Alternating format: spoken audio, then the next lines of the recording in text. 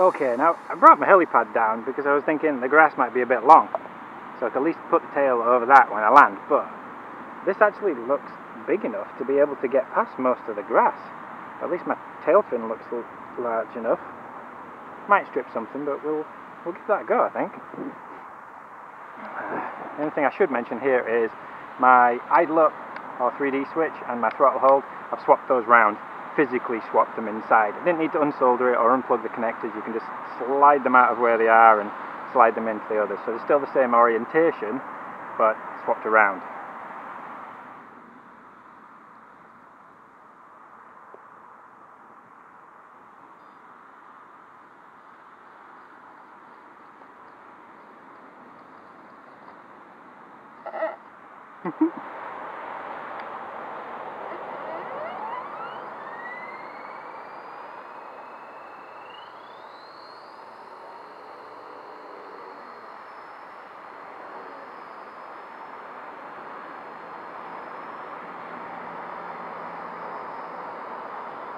So this is stock 6G mode, nothing changed at all. Definitely feels like there's a little delay in your throttle inputs.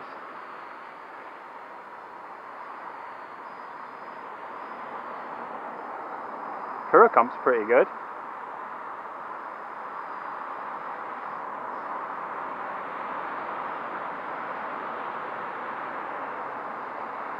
Although in 6G mode it definitely feels like a fixed pitch heli.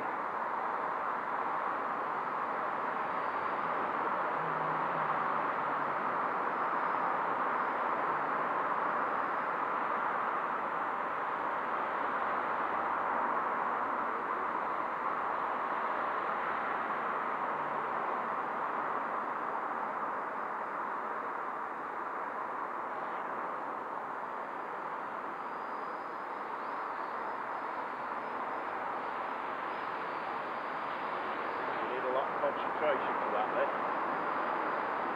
Is it a high flyer then, or is it just got like a lower? So yeah, 6G seems to work. It's got a little bit of lean on it. The Pirocomp's pretty good, and if that's low rate, that wasn't too bad at all.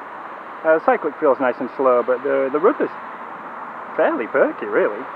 So let's go 3D. Okay, so 3D mode, this should be without the stabilization. Or at least we'll still get Pirocomp, but it won't level me out.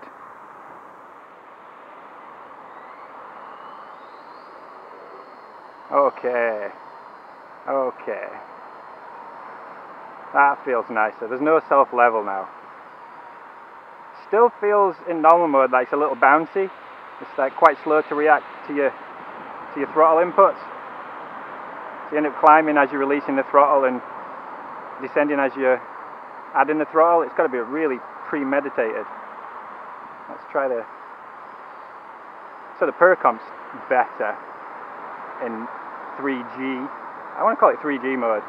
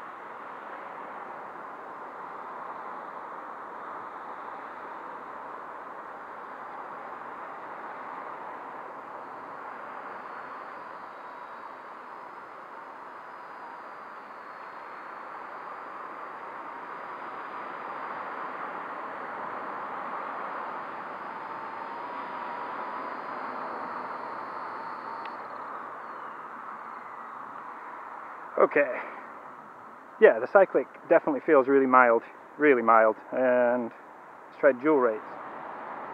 So we're still in normal mode, or not 6G.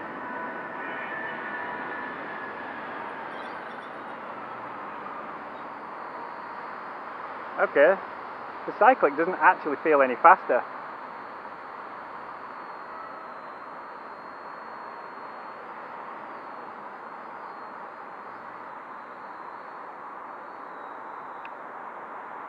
The tail is a little bit. Yeah, the tail is a little bit, but the cyclic didn't feel faster at all. I'm still okay with all our gears. No problem there. So we'll take out this anemic test battery and put in a stock one. I'm not totally sure whether this has to be level when you bind it or when you power it on, but I'm guessing it does. I don't think your level sets the level for the heli though. I think that's set in the 6G configuration mode, like the XK stuff. Now what I'm intrigued about is how do the curves match up. So if you switch to idle up during flight, is it going to jump or fall? And it looks like when you power back on, it goes default, totally default. So 6G is back on. Let's just check that. Yeah, my lights aren't flashing.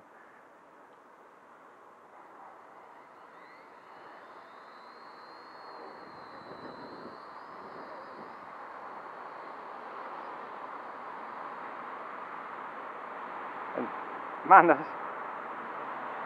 Okay, it's got a bit more pop with the stock battery. But it still feels like it's a very delayed response to the throttle inputs.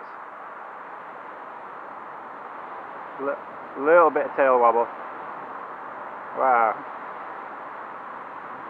Let's bring that back.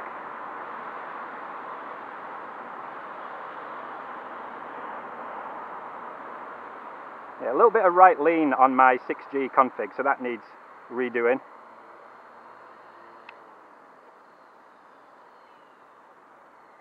Definitely a bit more head speed with the stock battery rather than those knackered ones. So, let's go 3D. I still don't like 3D. I'm going to call it 3G.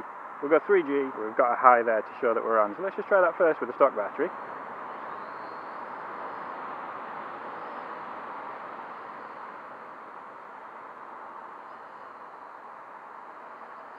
Yeah, I really don't like the curve, the stock curve that's in there. You're either climbing or descending. There's no easy hover point unless you're really premeditated with the throttle. Like,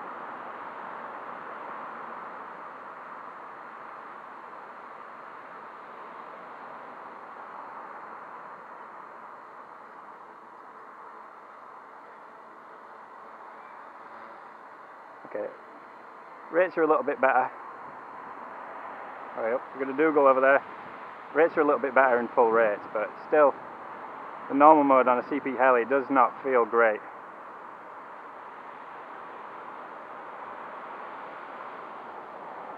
So, what happens when you switch to idle up? What do the curves do? Nothing. That's really nice. They match up. So that's why it feels a bit dodgy in normal mode. They match the curves.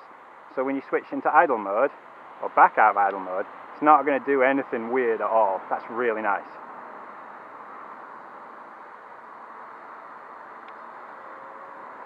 And a chunk more head speed, because we're obviously at full RPM now. Whoa. Still feels a little bouncy, to be honest, on the throttle.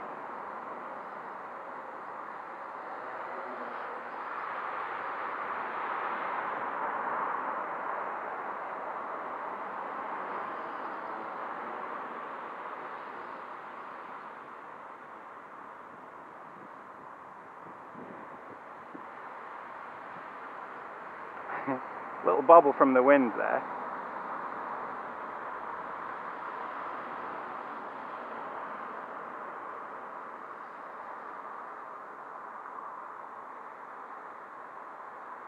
So it feels huge in the air compared to the X100, X110, even the 120. It just feels massive.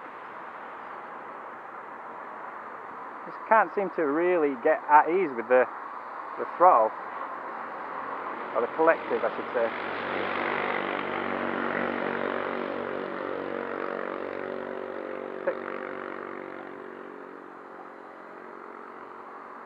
I dare say my mid-pitch is ever so slightly off.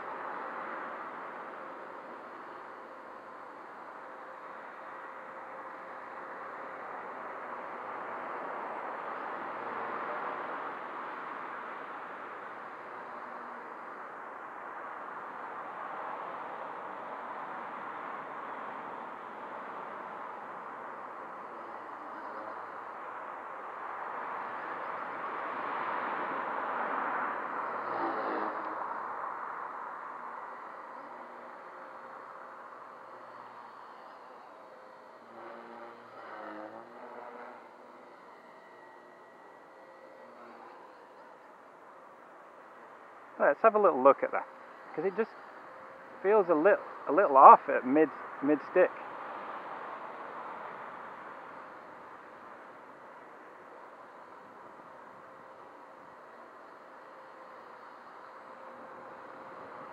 So it makes sense because there's no curve difference.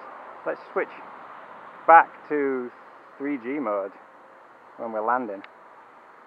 Takes off a lot of the head speed. And the tail motor stops straight away actually, so it is worth cutting ever so slightly early.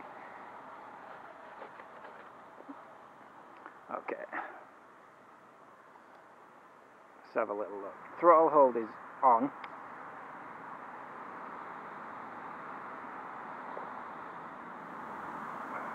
Mid stick.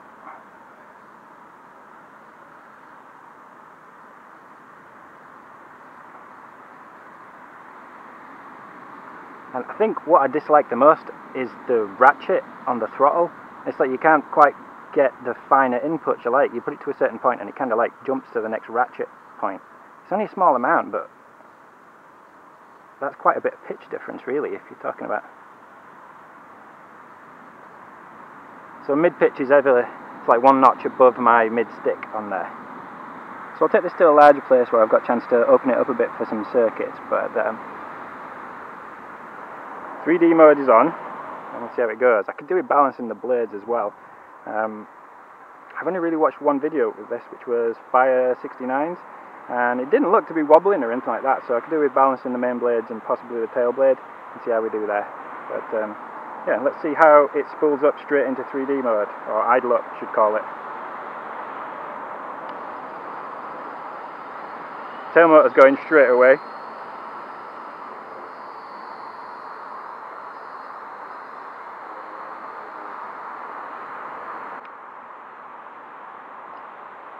Hi, bud. Hello.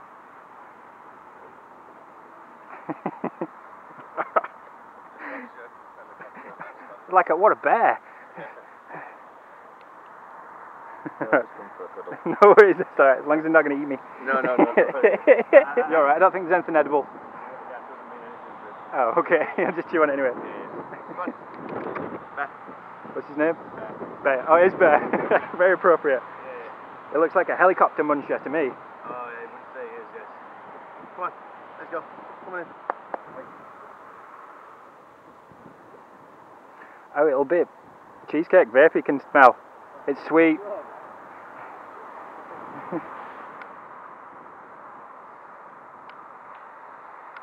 So it won't actually start up with your, in normal mode unless your throttle is down, regardless of your throttle hold. Okay.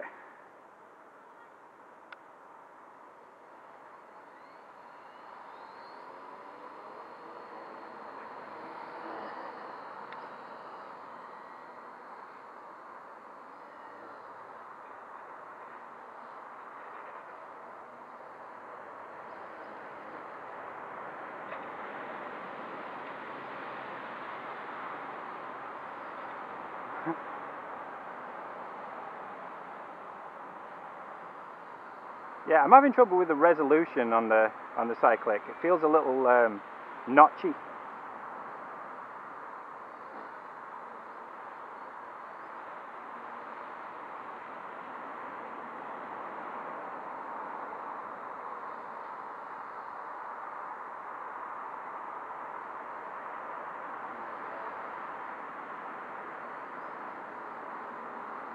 The cyclic's fast enough to be able to do TikToks though. I'm probably not going to try today just because I've only got a partial battery left. But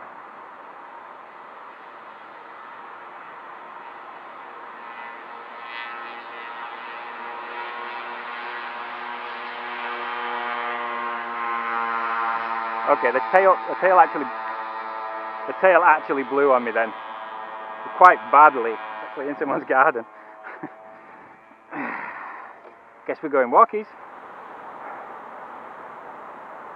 Yeah, I was roughly back end of the pack, and there's a little bit of wind, but that did blow like 90 degrees on me. See, what house number is this? Oh, there it is.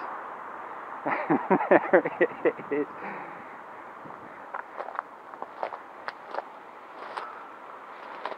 There it is, in that tree. I wonder if anything's broken. Came down fairly rough. Interesting to see. Transmitter's still on, throttle hold is on. Very brambly.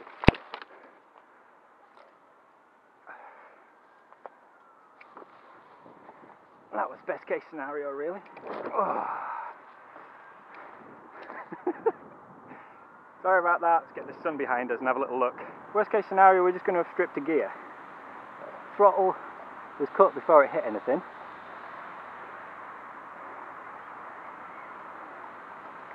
There's a couple of minor dings there. Can't really see properly. I can't really see properly. In the edge of here. It's just chewed up the edges of a few teeth. Okay, there's a couple there, a bit worse. Still most of the teeth left in each one. Not really bad, considering it had a jar. And the tail motor,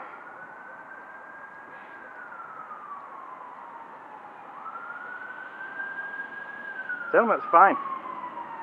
Oh, the gears are fine, I should say. There's nothing stripped there at all. So let's just have a repower and a test hover, and then we'll call it a day till I've got a bit more space. Okay, how's the servos?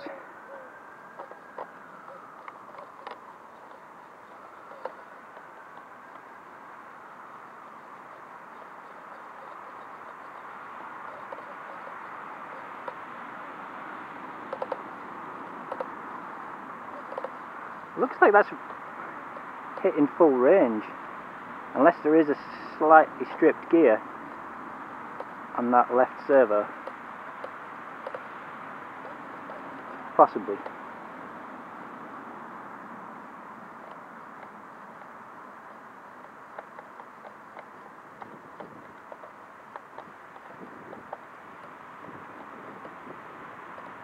Yeah, it does look like it. So we'll just have a Melo test hover, check its electronics are still okay, but I'm not going to go full range on that one, on that servo.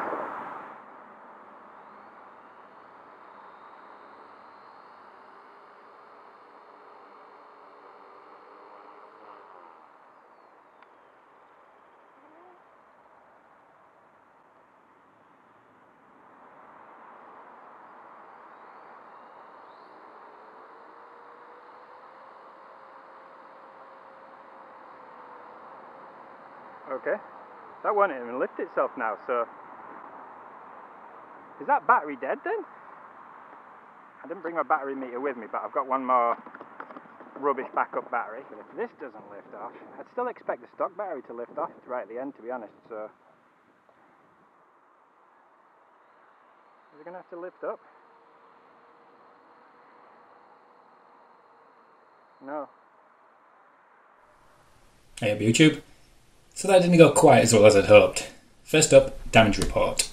The reason it wasn't taken off at the end there, even though the blades were turning, was due to a broken M2 screw. I believe you'd call that one the Jesus ball. The one that goes straight through there. This one had sheared off completely. And the one that goes through the main gear at the bottom there had bent pretty badly. So the motor was turning this gear, but it wasn't affecting the top of the head in any other way but friction. So it got up to a certain speed and yeah, not enough to take off. Both of these were a super easy fix and quick too, but even crashing and hitting throttle hold early, there's a good chance these will go, so I suggest you keep some spares. I used some strong steel ones to replace both of those, as it's all I had on hand, but it's worth considering aluminium ones, to be honest, as any stress in a crash has to be dissipated somewhere, and it's probably best that these screws go rather than any plastic parts. The other damage sustained was a left servo. The servo still works, but the gears are partially stripped. Now on smaller helis like the Super CP and the Mini CP, this can still happen. Here it's stripped regardless, as the long blades just have too much leverage on them. It did fall a decent way and into a tree, so that could be that, but I'd expect this much leverage to put just too much strain on a servo when it's not intended. There's just a lot more inertia and weight than there is on a micro heli, or 100 size at least. Also, the Mini CP and the Super CP usually strip an upper gear that doesn't rotate fully. So you can take it out, rotate it 180 and it'll work again fine. Plus the gears are pretty cheap to get hold of. These days I'm flying a lot of the K110 and it's definitely my most crashed heli by far, and I've never stripped one at all on that, and I've crashed it without hitting throttle hold into doors and roofs and trees and the ground. It's just a lot more robust. It'll take learning curves. Now the V950 gear turned out to be quite low in the stack, and that gear turns around about 6 to 8 times with full collective and cyclic inputs, so there's no turning it round or spare gears available to the best of my knowledge. A new servo will cost you £6 to £7, and there are some metal gear available, but that set will set you back about £25 or so for a set of 3. So I was saying I had quite high hopes for this one, and I do very much like the design. It's essentially the same as a 100 size micro heli, which is super easy to work on and very low parts count. Certainly compared to any other heli this size. However, the only reasons in my book to go with a larger heli are it's easier to fly, more stable and predictable in the air, and usually the tail performance is superior the bigger the heli you go. And of course, not to forget the physical size of it in the air. The bigger it is, the easier it is to get visual orientation on it. These little 100 scale micro helis get small really quick. And it certainly does feel big in the air compared to a XK100 or even a CFX 180, but it's not easier to fly than either of those. In fact, it's harder to just hover on the spot than most helis that I've flown. Now we've got 2 flight modes. We've got normal mode, where the throttle goes from 0 to 100, very similar to a fixed pitch heli, and then we have idle up, where the throttle is constant. It's what you call a flat throttle curve, 100% all the way. Now in normal mode, the throttle curve is set up so it has a really fine line between climbing and descending, and producing a hover on the spot is actually really tricky. The pitch curves also are really soft, which really doesn't help the matter, almost like you have to be premeditative or preemptive with the throttle inputs. Now, my experience flying collective pitch helis in normal mode is never an amazing experience, and personally I only really use it for a gentle spool up and then maybe takeoff and landing, so it reduces the head speed, makes it easier to land, and it reduces the chance of any damage or gears stripping with less RPM. Switching to idle up doesn't make the heli jump or descend at all, so the pitch curves match up fine, and with a constant throttle curve, the flat throttle curve should be much easier to hover. Unfortunately, it isn't, and maintaining a stable height is still really tricky. The servos both feel and look perky and responsive on the bench, but in the air there's some considerable delay in the cyclic input, so I can only really guess that the fly balance controller is adding this. I don't mean expo to soften up the centre either, I mean actual delay to the inputs. On top of that, there's a small dead spot around the centre where nothing really happens, and then it will jump and jerk into the first manoeuvre when you start going off level. This is more so in 6G than 3G, but it's still there. To make it even tougher, the throttle has a really coarse ratchet on it, which kind of jumps to each section, so getting really smooth throttle inputs or a good throttle resolution really isn't great. Now the only reason, besides perhaps mellowing it out for new pilots for doing this, is probably to help the tail performance. The V950 isn't terrible in this regard, flying nose first, hovering on the spot, or even constantly piroing. It even starts and stops pretty cleanly, but add a huge chunk of throttle and some heavy cyclic inputs and it becomes quite sloppy. As you saw at the end there, it will blow out and it's spun 90 degrees. The wind seems to make it worse. Now, I do have some Metal Gear servos that work in here. They don't fit perfectly, I would have to mod the frame to get them in there. But without changing the actual throttle curve and possibly the pitch curves a little bit, it's simply not worth it in my opinion. It would require setting up on something like the T12 where you've got full control over everything and a multi-protocol module to bind with it. I may well try that in the future, like I said, but I'm not convinced that the geared tail or the flybarless controller are really up to the task. Certainly not for aggressive flight. You can't drop in a full-size flybarless controller in this because it's got a brushed tail. They're only going to work on collective pitch tails. Something like the XK K120 board, you'd be able to drop that in, that would be no problem, but I'm still not sure whether it would deal with the geared tail speeds totally well. The other thing is the gains are fixed. The Pids are completely fixed and the tail gain is fixed. So there's no way to lower those to fight vibes or turn down the 6G stabilisation mode if it's too strong. I really was excited to see how this performed, as WLtoys have some really great helis such as the V977, It's far easier to see in the air than most micros while not being much more expensive. Unfortunately, I just don't feel that anyone will have an easy time flying this, regardless if you can barely hover or if you're happy doing piroflips all day. Now, if you want a precise CP experience with everything the V950 brings to the table, I suggest you look elsewhere. The XK K100 is the smallest and tamest of the lot, and that is brushed mane and brushed tail.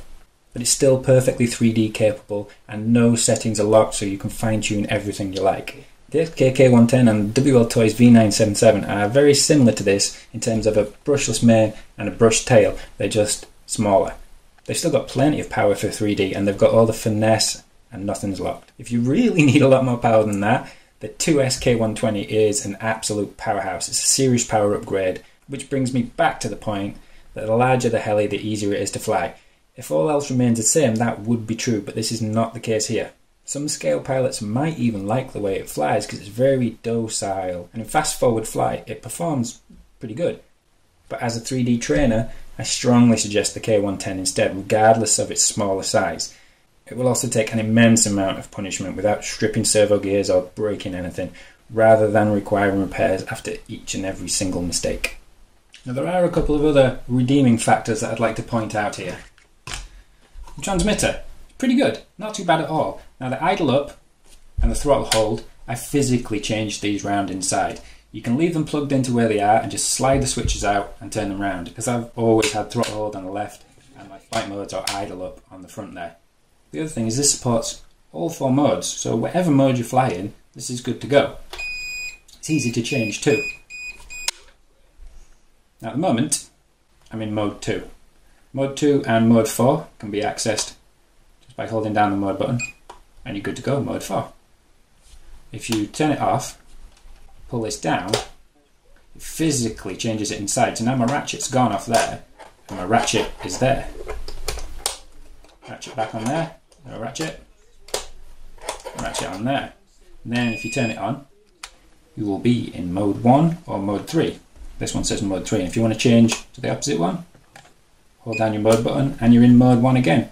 So that's excellent. That I'm really impressed with. It works super well, way better than I would expect it to, so you don't have to physically go in there and change it around if you're not a mode 2 pilot. So I'm sorry I didn't get a bit more 3D flying with this one. It was something I was really looking forward to. I was hoping it would fill a sweet spot in between something like the K120, which is way too powerful for new pilots, and something bigger like a 450, which is more flyable but really expensive to fix and time consuming to fix. It's a really big responsibility step up from something like the K110. For me, it just falls a little bit short. A big heli should be easier to fly, easier to see than a small heli. It's really not that capable compared to a smaller heli.